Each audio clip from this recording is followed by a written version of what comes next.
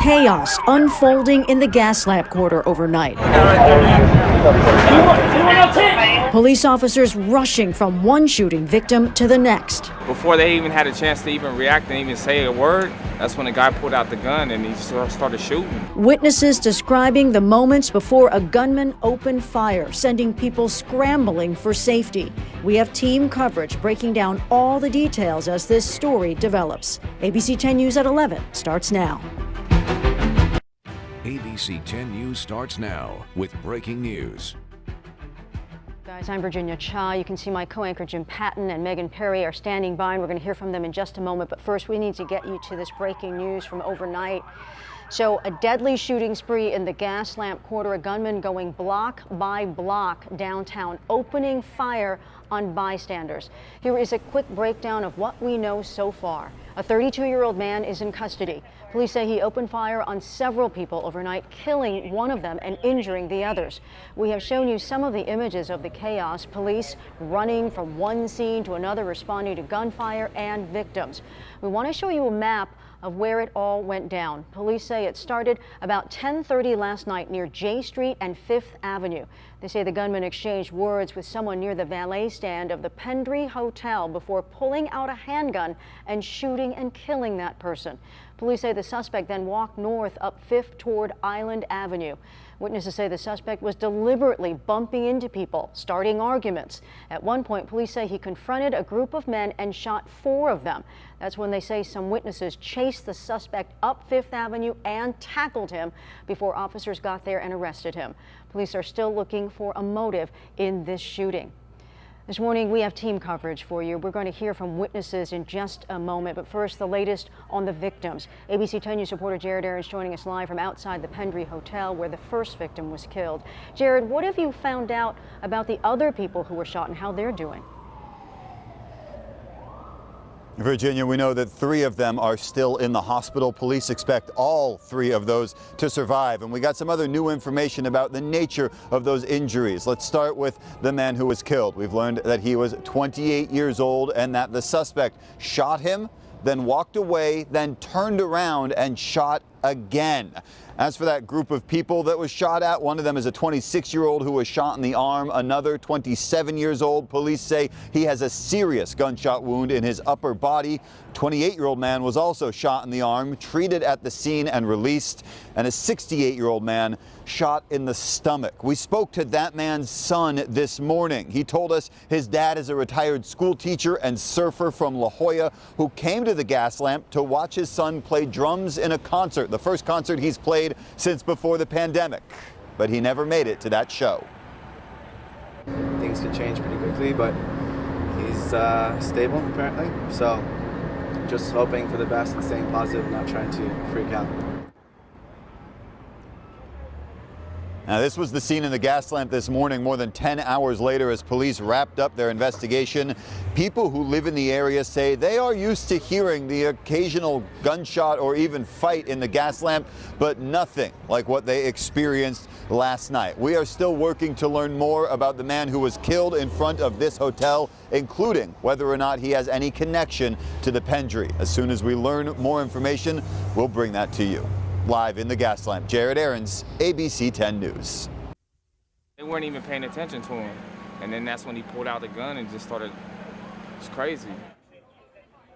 One witness describing what it was like as this gunman was marching through the Gaslamp, opening fire on people passing by, chaos spreading throughout the neighborhood as this all unfolded. ABC 10 News reporter Marie Cornell continues our team coverage. She joins us live where, Marie, more victims were shot. Yeah, Jim, so just to give you some perspective, we are about a 2-minute walk away from where Jared is. So just imagine that guy left that area, made his way to this section of 5th and Island, where witnesses say he started shooting at people who were enjoying a Thursday night out. Police officers running to different scenes spread across the Gaslamp, where some rushed to help victims, others securing each location looking for witnesses. One of those was Alex Kelly. Listen as he describes the actions of the shooter. He was walking by him and it looked like he was just in a bad mood, and it was kind of like a shoulder brush, And then right after that, he was saying, he basically asked the people, are you guys having a good time? And then that's when he pulled out a gun, and then he started shooting. Alex says the victims didn't even have a chance to respond. They didn't have an attitude, and before they even had a chance to even react and even say a word, that's when the guy pulled out the gun and he started shooting. And by listening to police radio traffic, you hear how people in the crowd helped take the shooter down. It looks like citizens are maybe trying to take this guy down. A terrifying situation that has left many like Alex in shock. This one is kind of numbing because it could have been anybody, to be honest. And again, because there were so many people out here last night, police want to hear from anyone that may have seen anything or heard anything that can help them with their investigation. We're live from the Gaslamp. Marie Cornell, ABC 10 News. Marie, thank you. And a lot to digest this morning after a chaotic evening. Details still emerging throughout the day. And you can find the latest on this situation and updates on other local stories on our free 10 News smartphone app. Other news, we are now learning the names of the two teenagers who were killed in a crash near SeaWorld Wednesday night. Police have identified the driver as 18-year-old Colton Sargent and his passenger as 18-year-old Ava Bender. It was previously reported that the two were 19 years old. Now, both are San Diego residents. Police say Sargent was speeding on SeaWorld Drive when he lost control, hitting a pole and then a street light. Rescue crews had to use the jaws of life to get the two out. They were both pronounced dead at the scene. Virginia. Thank you, Jim. A major announcement from two of the nation's largest university systems that happen to be here in California. CSU and UC schools say students will have to be fully vaccinated against COVID-19 to return to campus this fall. Staff at Cal State and UC systems will also have to be fully vaccinated to return. The new rule goes into effect this fall and applies to more than 1 million students and employees at the 33 campuses across the UC and CSU systems combined. We all just want things to go back to normal, so I think at the end of the day, it's best for everyone to just get vaccinated. Both systems already require mandatory vaccinations for things including measles, mumps, chickenpox, TB, and hepatitis B. So this would be in addition to those requirements. CDC says it is now 15 confirmed cases of rare form of blood clots in people who got the Johnson & Johnson COVID vaccine shot. Now, 3 of those patients died. That information coming to light in just the last hour during a review panel on the pause that has kept the single shot doses on the sidelines. Well, that move came 2 weeks ago after 6 women reported rare but serious blood clots. Health officials say it is likely the pause will be lifted, but that a new warning about the potential for blood clots will be given to people receiving the vaccine.